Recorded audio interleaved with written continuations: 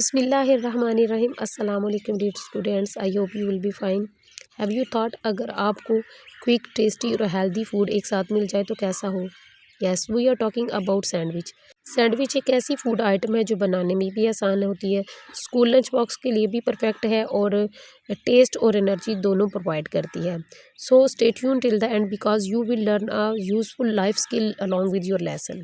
सबसे पहले इस लेसन की जो एक्सरसाइज आपके साथ मैं शेयर करूंगी, एमसीक्यूज़ होंगे, उसके बाद शॉर्ट क्वेश्चन और लॉन्ग क्वेश्चन होंगे। तो सबसे पहले बुक ओपन कर लें, एमसीक्यूज़ हम हल करते हैं, आप साथ साथ निशान लगा लें। उसके बाद जब मैं क्वेश्चन लॉन्ग और शॉर्ट करूंगी तो वो आप भी साथ साथ उनके निशान लगा लीजिएगा। इसके बाद इंपॉर्टेंट एमसीक्यूज़ होंगे और शॉर्ट क्वेश्चन होंगे, वो आपको मैं डिस्क्रिप्शन में दे दूँगी, आप वहाँ से जाके चेक कर सकते हैं, जो आपके पेपर और टेस्ट में हेल्पफुल होंगे। इस लेसन के एक्सरसाइज में डायरेक्ट आपके साथ सवाल शेयर करूँगी, उनके आंसर भी। सवाल नंबर 1 है, सैंडविच की ग़िज़ाई अहमियत बयान करें। तो इसका आंसर आप यहाँ से लगा लें।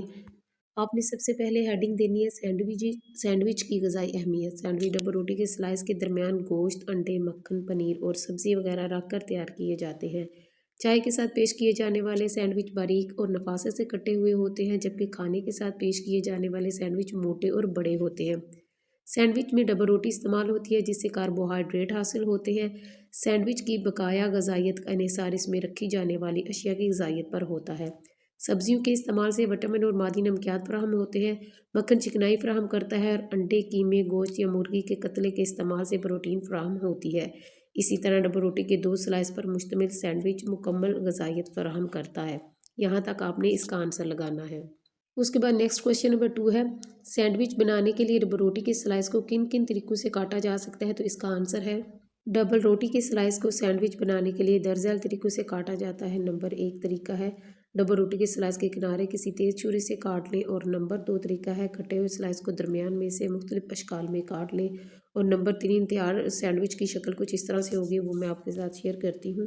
कुछ इस तरह की शेप्स आपके सामने आ जाएंगी जब आप सैंडविच को कटिंग करेंगे।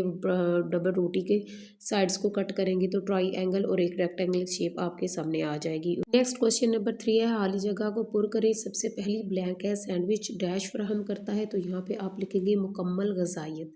उसके बाद जो दूसरी ब्लैंक है, सैंडविच में डैश इस्तेमाल होती है, तो इसमें आप लिखेंगे डबल रोटी। थर्ड जो ब्लैंक है, मक्खन डैश फराहम करता है, तो इस वाली ब्लैंक में आप लिखेंगे चिकनाई। सेकंड लास्ट ब्लैंक है, चाय के साथ पेश किए जाने वाले सैंडविच डैश और डैश होते हैं, तो ये पहली वाली ब्लैंक में लिखेंगे बारीक और दूसरी वाली ब्लैंक में लिखेंगे नफासत से कटे हुए होते हैं। ये आगे हो जाएगा कंप्लीट। फिर उसके बाद लास्ट वाली ब्लैंक है, तेज़ छुरी से डैश के किनारे काट लें, तो यहाँ वाली ब्लैंक में आप लिखेंगे डबल रोटी। इस तरह आपने खाली जगह को पुर कर लेना है। उसके बाद नेक्स्ट क्वेश्चन नंबर 4 है, दुरुस्त बयान पर टिक्का निशान लगाएं। आपने ट्रू फॉल्स बताने हैं कि कौन सा सही और कौन सा गलत है। सबसे पहला एमसीक्यूज़ है, सैंडविच मुकम्मल ग़िज़ाइयत फराहम करता है, तो यहाँ पे आपने टिक लगानी है। उसके बाद सेकंड एमसीक्यूज़ है, डबल रोटी में कार्बोहाइड्रेट नहीं होते, तो ये क्रॉस होगा। थर्ड एमसीक्यूज़ है, सैंडविच की ग़िज़ाइयत का इन्हिसार इसमें बरी जाने वाली अशिया की ग़िज़ाइयत पर होता है, तो ये यहाँ पे आप टिक लगाएंगे। सेकंड लास्ट एमसीक्यूज़ है, चाय के साथ पेश किए जाने वाले सैंडविच मोटे होते हैं, तो यहाँ पे आपने क्रॉस लगाना है क्योंकि वो बारीक और नफासत से कटे हुए होते हैं। लास्ट वाला एमसीक्यूज़ है, मक्खन चिकनाई फराहम नहीं करता, तो यहाँ पे आपने क्रॉस लगाना है क्योंकि मक्खन चिकनाई फराहम करता है। इस तरह हमारे ट्रू फॉल्स भी कंप्लीट हो गए हैं।